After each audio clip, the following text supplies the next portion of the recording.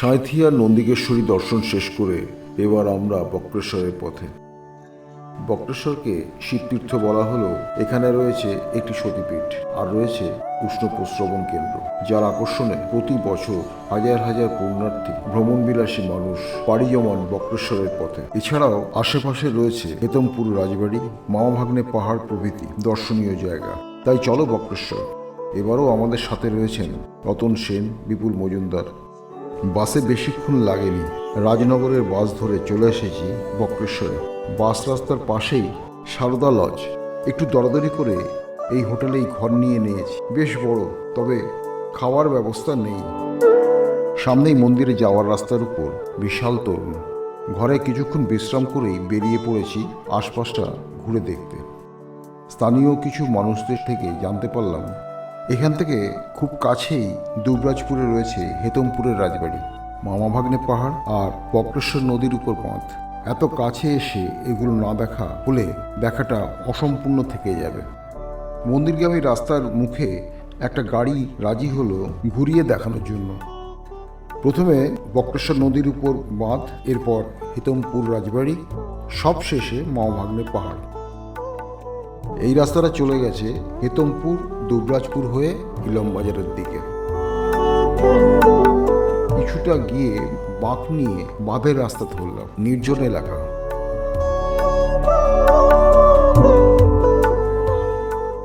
বেশ কিছুটা যাওয়ার পর বাঁধের আগে গাড়ি দাঁড়ালো। খুব ছোট নদী বক্রেশ্বর, একধারে জল ভর্তি, অন্য পাশটা প্রায় শুকনো। এখান থেকেই জল ছাড়া হয় প্রয়োজন মতো চাষবাসের জন্য। এছাড়া বক্রেশ্বর পাওয়ার প্ল্যান্টের জন্য এই জল খুবই জরুরি। দূরে পাওয়ার প্ল্যান্টের চিমনি দেখা যাচ্ছে। বক্রেশ্বর নদীটি হল ময়ূরাক্ষী নদীর একটি শাখা। একসময় এই তাপবিদ্যুৎ কেন্দ্রটি বেশ সাড়া জাগিয়ে তৈরি করা হয়েছিল। জায়গাটির নাম মুথাবেড়িয়া। মূলত ভারত সরকার, পশ্চিমবঙ্গ সরকার এবং জাপান ও এসিএফের যৌথ উদ্যোগে 1999 সালে জুলাই মাসে এই প্ল্যান্টের কাজ শুরু হয়। কিছুক্ষণ বাঁধের উপর কাটিয়ে গাড়ি চলে এসেছে হেতমপুর রাজবাড়ির সামনে।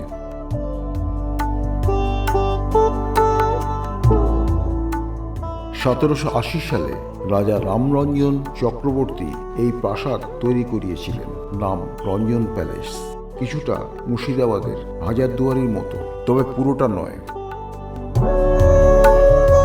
প্রধান ফটক পার হয়ে ঢুকে পড়েছি রাজবাড়ি চত্বরে। সামনে প্রকাণ্ড খোলা প্রান্তর, পার হয়ে বিশাল রাজবাড়ি। এই প্রাসাদের একটা অংশ একটি স্কুলকে ভাড়া দেওয়া হয়েছে। শুনেছিলাম প্রাসাদের ভিতরে অনেক দেখার জিনিস আছে, তবে ভিতরে এখন যাওয়া যাবে না, কারণ অনুমতি লাগে। আমাদের সেই অনুমতি নেই, তাই বাইরে থেকেই দেখতে হবে। তবে প্রাসাদের স্থাপত্যের যে সূক্ষ্ম কাজ রয়েছে তার তারিফ করতেই হবে। প্রাচীন এই স্থাপত্যের দেয়ালে একটু বয়সের ছাপ পড়েছে।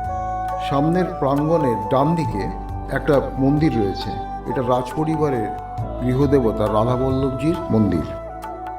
সময়ের অভাবে এখানকার বিশাল লালদিঘি, গড়ের মাঠ দেখা হলো না। গাড়িতে উঠে পড়লাম। গাড়ি চলল একটু দূরেই মামাভাগ্নে পাহাড়ের দিকে। কিন্তু সন্ধে হয়ে আসছে।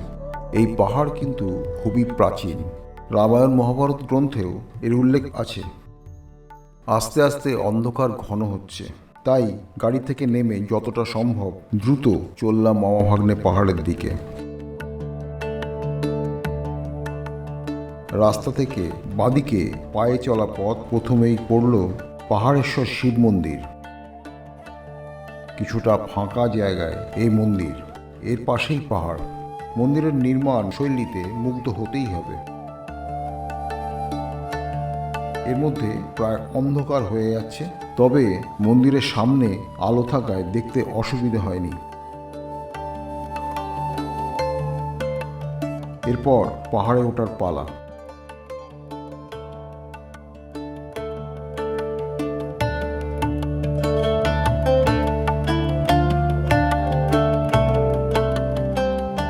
পাহাড়ে ওঠার রাস্তায় একটি কালী মায়ের মন্দির। এরপর আলো নেই। দূর থেকে হেতমপুর রাজবাড়ি এবং সংলগ্ন এলাকার আলো দেখা যাচ্ছে। আসলে এটি হেতমপুর রাজবাড়ির পিছন দিকটায় পড়ে। মোবাইল টর্চের আলোয় পথ খুঁজে উপরে উঠে এসেছি। খুব উঁচু নয়। চোখে পড়ল দুটি অদ্ভুত গোলাকার বিশাল আকৃতির পাথর, যেগুলো পাশাপাশি সামান্য সাপোর্টের সাহায্যে দাঁড়িয়ে আছে পাহাড়ের ঢালে। অদ্ভুতভাবে পড়তে পড়তেও নিচে পড়েনি। কেউ ওই পাথরগুলোর উপর লাল রং করে লিখে দিয়েছে মামা ও ভাগ্নে। রসিক মানুষ অবশ্যই। শোনা যায় কোনো এক সময় এখানে লাভা উদ্গরণ হয়েছিল এবং পরবর্তী সময়ে ওই লাভা স্রোতই ঠান্ডা হয়ে মামা ভাগ্নে পাহাড় হয়। যাই হোক, অন্ধকারে আর উপরে ওঠাটা ঠিক হবে না, তাই নিচে নেমে এলাম। এরপর গাড়ি ফিরল বক্রেশ্বরে। এখন রাত হয়ে গেছে, রাস্তার আলো জ্বলে উঠেছে। ভাবলাম রাতের বেলায় মন্দিরের সামনেটা ঘুরে এলে হয়। চললাম মন্দিরের দিকে। এখন লোকজন প্রায় নেই। মন্দিরের প্রবেশপথের সামনে সুন্দর কাজ করা প্রধান ফটক। না, আজকে ঢুকবো না, আগামীকাল ঢুকবো। মন্দিরের সামনে দুপাশে গরম জলের কুণ্ডগুলি রয়েছে। দেখুন, ধোঁয়া বেরোচ্ছে। এখন ফিরবো হোটেলে। এখন ভোর 5টা। একটু আগেই ঘুম ভেঙেছে। এখানকার সকালটা খুব সুন্দর। আমরা এখন চলেছি গরম জলের কুণ্ডে স্নান করতে। মন্দিরের ঠিক আগেই ডান দিকে স্নান করার কুণ্ড। 10 টাকা করে লাগে। সামনে বেশ বড় পার্কিং প্লেস। গাড়ি করে যারা আসেন তাদের জন্য জায়গা রাখা হয়েছে। এর জন্য আলাদা চার্জ লাগে। এটা রাজ্য সরকারের ব্যবস্থাপনায় চলে। এখানে 10টি কুণ্ড আছে। সেগুলি হলো পাপহরা গঙ্গা, বৈতরণী গঙ্গা, হরকুণ্ড, ভৈরব কুণ্ড, অগ্নিকুণ্ড, দুধকুণ্ড, সূর্যকুণ্ড, শ্বেতগঙ্গা, ব্রহ্মাকুণ্ড, অমৃতকুণ্ড। বিভিন্ন কুণ্ডের উষ্ণতা কিন্তু বিভিন্ন ধরনের। যেমন অগ্নিকুণ্ডের উষ্ণতা প্রায় 80 ডিগ্রি সেলসিয়াস আর ভৈরব কুণ্ডের 65 ডিগ্রি সেলসিয়াসের মতো। এছাড়া এই কুণ্ডের জলে রয়েছে sodium, potassium, calcium, silicate, chloride, bicarbonate ও সালফার। ফলে জল ঔষধি গুণ সম্পন্ন। ত্বকের অনেক রোগ বা বাতের ব্যথার উপশমকারক। তাই এখানে স্নান করায় মানুষের এত আগ্রহ। কুণ্ডটি দুটি ভাগে ভাগ করা রয়েছে, ছেলেদের জন্য আর মেয়েদের জন্য। কুণ্ডের জল বেশ বড় আর গভীরতাও বেশি নয়, প্রায় বুক পর্যন্ত।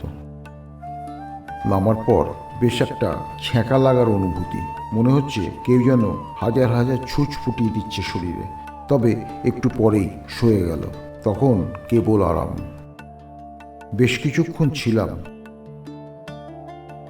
এরপর হোটেলে ফিরে পোশাক বদলে পুজোর জন্য বেরিয়ে পড়েছি।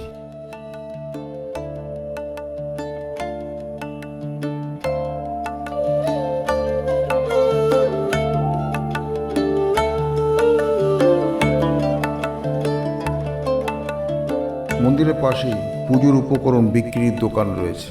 পুজোর ডালি নিয়ে লাইনে দাঁড়ালাম। বেশ বড় লাইন।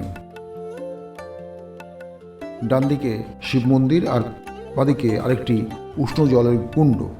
ঢুকে পড়েছি মন্দিরের ভিতরে। আমাদের ঠাকুরমশাই ঠিক করাই ছিল। খুব যত্ন করে পুজো করালেন। এখানে ছবি তোলার কোনো বাধা নেই। সুপ্রাচীন এই শিবতীর্থ বক্রেশ্বরে একটি পৌরাণিক উপাখ্যান আছে। সত্যযুগে সুরত মুনি দেবী লক্ষ্মীর স্বয়ম্বর সভায় উপস্থিত হয়ে যথাযোগ্য সমাদর না পেয়ে অপমানিত হন। অপমানিত ক্রুদ্ধ মুনির ক্রোধ এতটাই হয়েছিল যে তার দেহ 8টি বাঁকে বেঁকে যায়। এরপর তার নাম হয় অষ্টবক্র।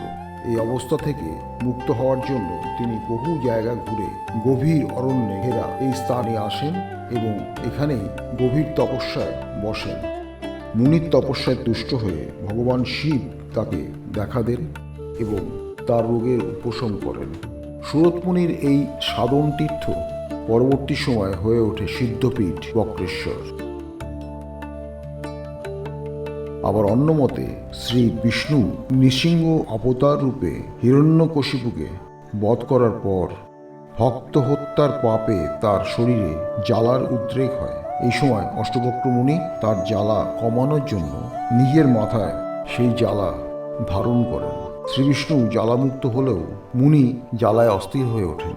অবশেষে শ্রীবিষ্ণুর পরামর্শে ভগবান শিবের সাধনা করেন তিনি। সাধনায় তুষ্ট হয়ে শিবের ইচ্ছায় সমস্ত তীর্থের জল সুড়ঙ্গ পথে এসে মুনির মাথায় পড়ে এবং তার সকল জ্বালার উপশম হয়। এই জলেই উষ্ণকুণ্ডের রূপ নেয়। বর্তমানে এই উষ্ণকুণ্ডগুলি দেখাশোনার দায়িত্ব ওয়েস্ট বেঙ্গল মিনারেল ডেভেলপমেন্ট কর্পোরেশনের। বক্রেশ্বর শিব মন্দিরের পাশে দশভুজা মহিষাসুর মর্দিনী দুর্গা মায়ের মন্দির। মূর্তিটি পিতলের তৈরি। বলা হয় এখানে সতী মায়ের 2 ভ্রুর মধ্যস্থ অংশ পড়েছিল।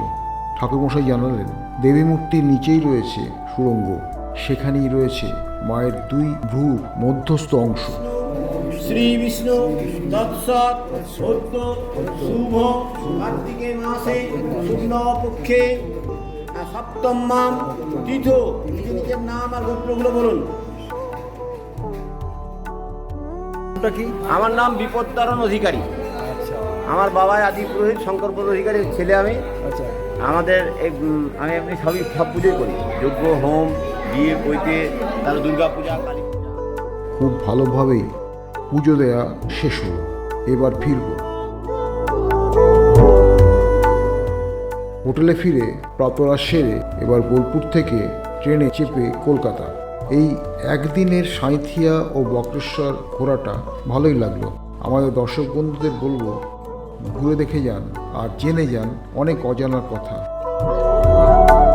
তাহলে বন্ধুরা আজ এখানেই শেষ করছি। যদি আমাদের এই প্রয়াস আপনাদের ভালো লাগে তবে আমাদের চ্যানেলটিকে সাবস্ক্রাইব করে ভিডিওটি লাইক ও শেয়ার করবেন।